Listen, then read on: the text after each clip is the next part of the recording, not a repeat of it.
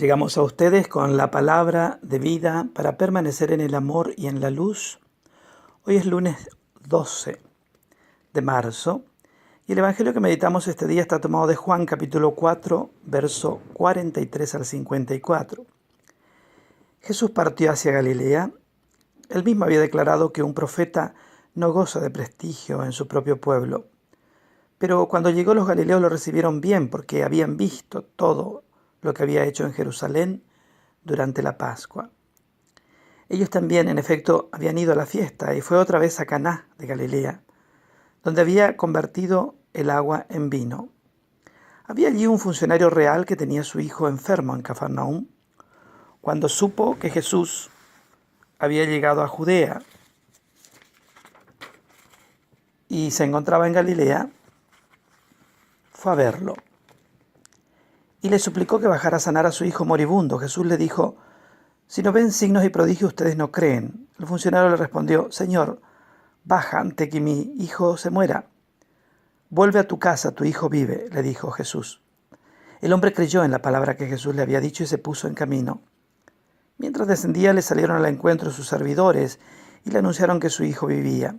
Él le preguntó a qué hora se había sentido mejor. «Ayer a la 1 de la tarde se le fue la fiebre», le respondieron. El padre recordó que era la misma hora en que Jesús le había dicho: «Tu hijo vive». Y entonces creyó él y toda su familia. Este fue el segundo signo que hizo Jesús cuando volvió de Judea a Galilea. Mensaje de la palabra de Dios, y claramente tiene que ver con esa fe incondicional que tenemos que tenerle a Jesús, ¿no? Creerle al Señor. Creerle a rajatabla, diría. A pesar de que las condiciones o situaciones en las que nos podamos encontrar en la vida fueran muy complejas. A pesar de que Jesús de alguna manera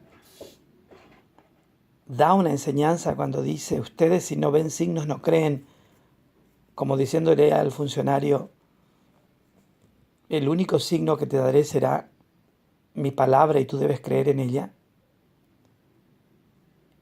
Le dice: «Vete a tu casa, tu hijo está sano». Y solo con esta palabra, ¿no? Este funcionario creyó. Y se fue a su casa y efectivamente encontró que su hijo había sido sanado tal cual como Dios lo había dicho. ¿Qué tal que hubiera dudado, no?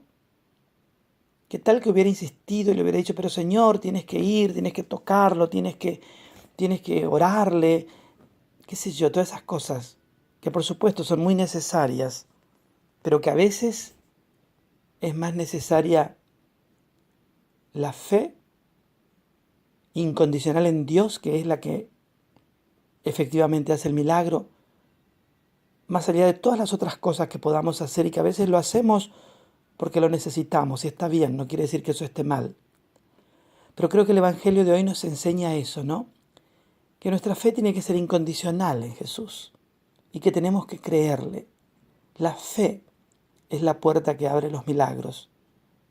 A veces nuestra fe es frágil, de alguna manera necesitada de un montón de cosas que nos garanticen que Dios va a ser eficaz en su acción contra nuestra enfermedad, nuestro trabajo, nuestras necesidades, nuestras situaciones familiares. Somos seres humanos, pero lo que la palabra de hoy claramente destaca de manera preponderante es que nosotros tenemos que creer en la palabra de Cristo, tenemos que creer en su promesa, nunca poner en cuestión lo que Él dice en su palabra y creer incondicionalmente. Y Dios y su acción y su milagro y su providencia serán absolutamente eficaces en nuestra vida. Que la mirada de Cristo te guarde, el amor de la Virgen Consolata te custodie, descienda sobre tu casa, tu trabajo, tu familia, su santa y divina bendición.